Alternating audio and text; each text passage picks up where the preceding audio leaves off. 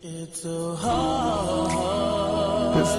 this is a video about a 1975 John Deere 830. It was bought from J.E. Miller's Machinery, and the piece of equipment was made in England. The owner is D. Foster, as you see in the picture here. His dad owned it and kept it for 8 years after he bought it, and he passed on in '83.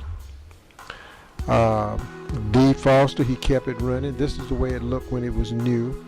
The problem he had with it was that after 40 years of using it, the tie rod end right here, it's got 7 of them on there, and it became very worn, so that you had to work the tractor extra hard just to keep it in the field. And when you drove it on the road, you had to watch out because it was ducks. You can see that it had a lot of slack in it, and even in the long tie rod end.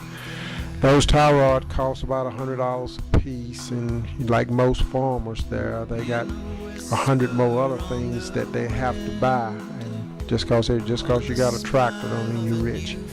When he bought this tractor, it was a one tractor for the farm. He had about 60 acres. He drove the tractor probably from 7 o'clock in the morning to 8 o'clock at night, and it just got to woe on it. As you can see, the tie rod in here was woe, so he came to the machine shop person, which is me, 37-cent machine shop, and I suggested to him, I said, let's replace the tie rod ends itself without replacing the rods.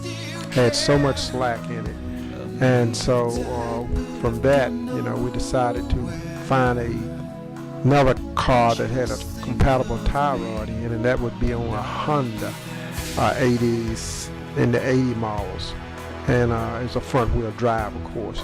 As you can see, I plan on sawing it off right there at the tie rod end. I'm going to take it loose from that section there, and I'm going to cut the old tie rod end off and replace it with this here new tie rod end. I'm using 7-18 rods, a high tensile strength rod, and like I said, this right here came off of a 86, 89 Honda.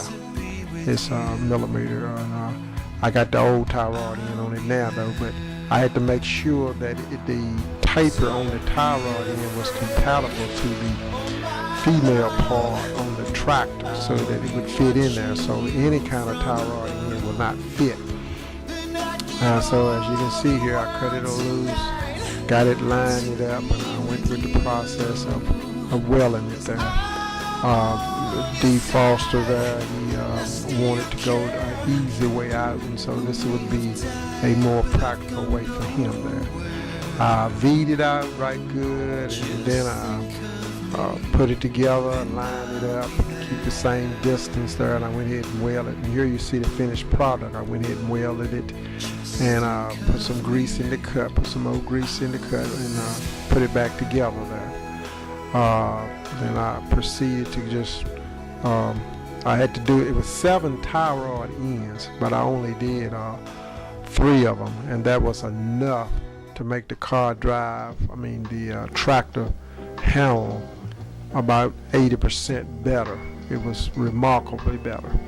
This is the tractor. The picture you seen earlier was a new version of it. This side over here is where I replaced the tie rod end there. So if you got a problem with your tractor there, you don't have to strap it, but go and replace the tie rod ends. It'll make it so you don't have to whoop the tractor so much driving in the field. I took that rod off there, replaced it. Probably cost maybe $40-50 total with buying the parts and welding it. And that's the way it should look, but it's when it was new, that's the way it looked.